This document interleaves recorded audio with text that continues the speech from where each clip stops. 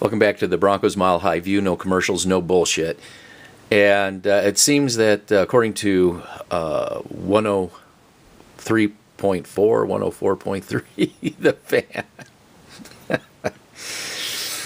According to Sports Talk Radio, Mike McCarthy has respectfully bowed out of the Broncos job. And, this is something I've been harping on before the firing of Coach Soundbite Vance Joseph, that any coach, worth his salt will probably decline coming to the Denver Broncos because of the ownership situation and the fact that, they have a meddling GM that's playing owner who wants to run the offense. That would definitely be a Mike McCarthy no. So anyway, Mike McCarthy. Now, some of you are going to say, well, he had Aaron Rodgers and he couldn't do anything, which is true. It's absolutely true. But, Aaron Rodgers definitely deserves some of the blame for that, too. And this video isn't about an Aaron Rodgers rant, and I could do that.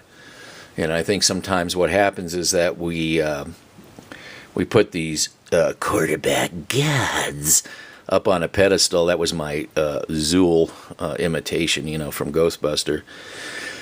So yeah, we put these quarterbacks up on a pedestal, and of course they are beyond reproach, and which is ridiculous. I mean, look at Paxton Lynch, who wasn't by all means an arrogant kind of guy, but a lot of these quarterbacks feel entitled, and it's kind of a problem, too.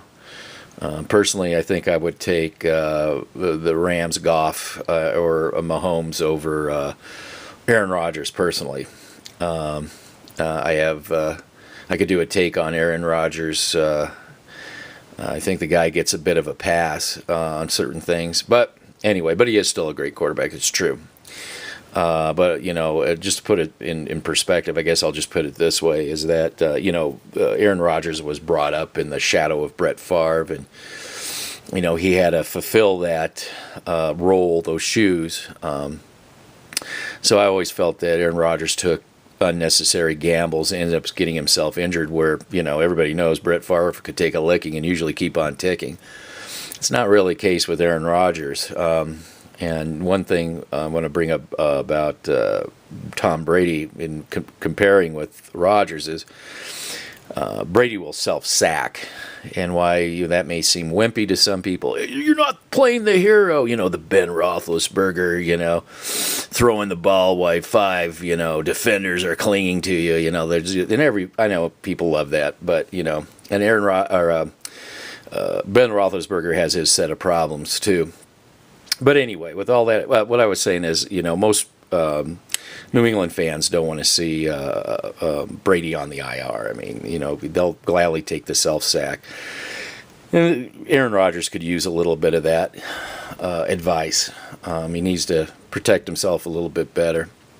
But anyway, with that said, McCarthy took the blame, the fall for, the Green Bay's demise, and he certainly should take the fall. But I think if you step back, there's a bigger picture with Mike McCarthy telling the Broncos thanks but no thanks, is that I think any decent coach worth his salt isn't going to want, Gary Kubiak and Elway meddling with an offense, while being set up to take the fall as a head coach. I just think that that's going to really limit the Broncos.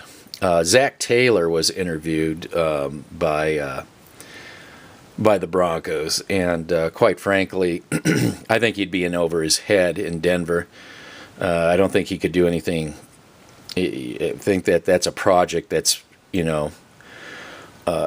way out for somebody like him. I think with Zach Taylor actually would be a good fit in Cleveland. I think they're at a stage where he could, maybe help that team. But I don't see him in any way helping out the Denver Broncos. I think that would be, especially if you got Brian Greasy, you got Gary Kubiak and John Elway meddling, with the offense. I just don't see it. Brian Flores is going to be discussed. But I just, here's a linebackers coach. Really, I mean, let's be real here. And kind of like the Rams, I just think that the Broncos are too big of a mess for somebody like that to be able to do any good. All he has to do is worry about the defense.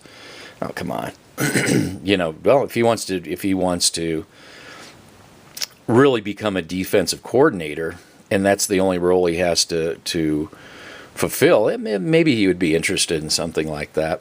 I mean, that's possible. Mike Munchak. Yeah, that's interesting.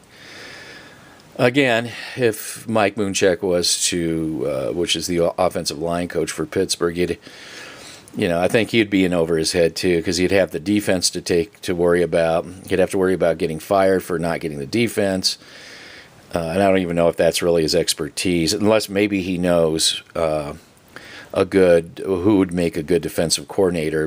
Coming from the Pittsburgh circles, I don't know, but Vic Fangio. I just don't see that this would be an appealing situation for him. He's already a defensive coordinator. He's already earned his street cred for that. I think that he would want a legitimate shot at a coaching. Not he doesn't want to be Elway's puppet. So I would say that most likely is not going to happen. And I know that that's probably the Broncos' biggest hope, is if he would agree to it. But, you already have a good gig in Chicago, being what you're asked to do in Denver, because, Elway,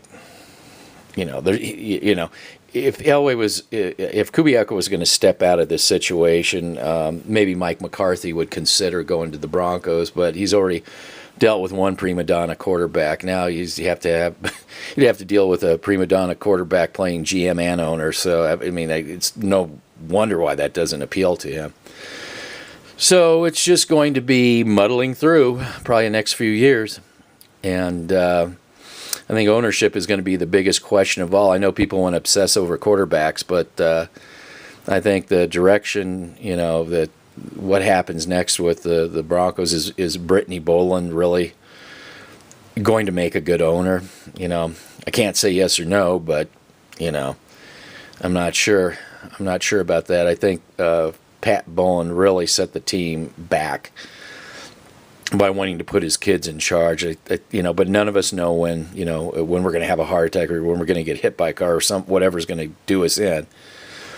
But there was never a well, in case if this happens prematurely and the kids aren't ready, we got to move into an ownership situation. So until that happens, I think the Broncos are going to be floundering for quite a while.